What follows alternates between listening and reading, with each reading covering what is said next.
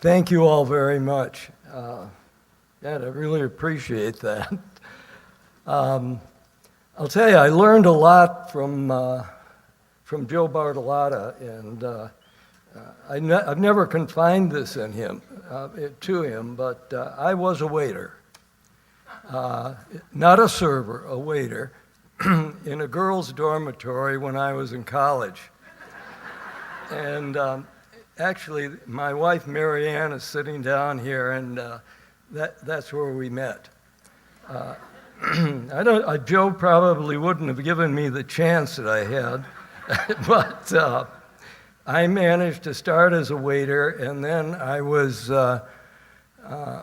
reduced to a dishwasher, and after that it was pots and pans. Joe, are you familiar with that?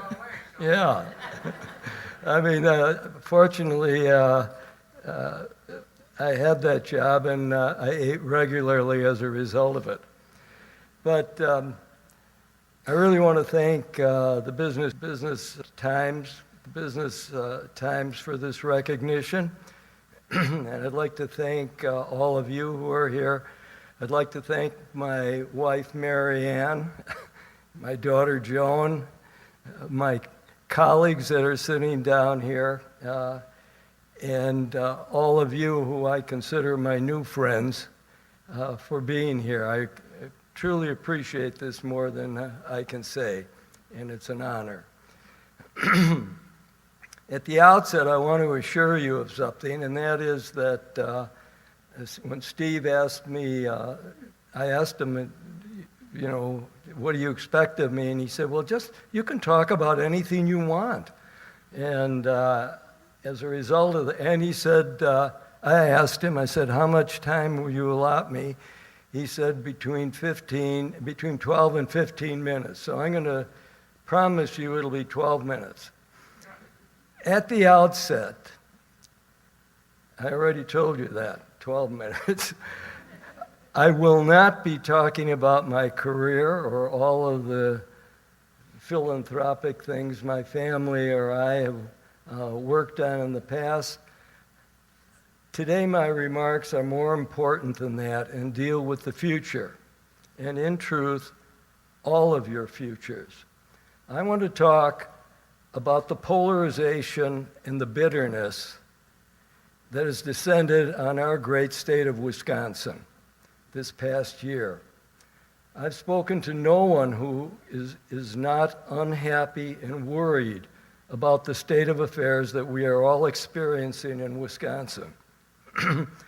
So whether Scott Walker is your courageous hero or Tom Barrett is your savior sent from heaven, each of us will make the decision, and I implore all of my fellow citizens to get out and vote on June 5th. But after that, let's get on with it. Let's roll up our sleeves and go to work together.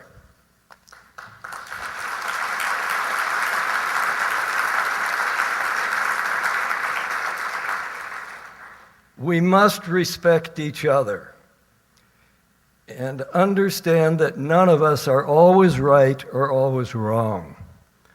But recognize that as citizens, we are all going downhill unless we make the needed changes to our schools and government and work together toward the common goals that will solve these problems. I consider both of the candidates in this election friends of mine, and I respect each of them. A few years ago, I chaired several studies of the causes and potential cures of Milwaukee County's fiscal crisis. As you recall, this situation had been brought to light by the pension scandal and the recall election of County Executive Tom Ament and other county supervisors. Scott Walker was elected to replace Ament, and by all measures, he did an excellent job. I know that because he worked with our group and he helped us in every way he could. In the case of Tom Barrett, I first met him while he was serving in the state Senate. I had been nominated to the Board of Regents of the University of Wisconsin system by Governor Tommy Thompson, and he sent me around to meet every senator in advance of my confirmation hearings. Tom truly stood out. He is a man of honesty and high intelligence. As mayor of Milwaukee, I have always supported his actions. So as you can see, I admire both of these gentlemen, although I can only vote for one a Republican, one a Democrat. So where am I going with this? Why am I telling you all this? In the past, and I mean while I was in college and a waiter, I considered myself a Republican. Even though I have received appointments from Republican and Democratic presidents and Republican and Democratic governors, I always considered myself a Republican. In considering this issue, I have concluded these party labels have lost their meaning to me. My politics are for what is right. What makes common sense? What is decent? What will create prosperity and a good life? I am for civility. So what is civility? Webster defines civility, civilization as follows: a community of citizens, a rational and fair government, being polite and courteous is civil law, which is derived from Roman law and is the basis of our common law in this country. Civility is a high stage of cultural, social, and intellectual development. Civility is positive and sincere consideration of others. And if I might stray a little,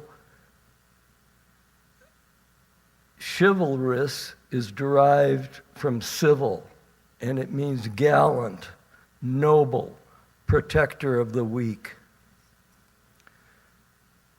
I believe that the founders of our great country sought to create a nation of civility. They sought to create a nation that elected leaders who could recognize both sides of all issues and through honest and informed debate could and would resolve differences fairly and then move ahead. Remember the early part of our Declaration of Independence, written by Thomas Jefferson, and I quote, "We hold these truths to be self-evident, that all men are created equal, that they are endowed by their Creator with certain unalienable rights, that among them are life, liberty, and the pursuit of happiness. Happiness is a state of civility." We need people like you and myself to stand up and declare we have had enough. We must ask for civility, whatever is the outcome of the recall election or any other election. No, we must insist on civility and insist that these two leaders of their respective parties collaborate and recognize the problems facing Wisconsin and compromise where needed to achieve effective solutions. We cannot heal, we cannot move ahead unless these two leaders commit to returning civility to Wisconsin. I hope you will agree with me. Thank you. I deeply appreciate this reward. And on Wisconsin.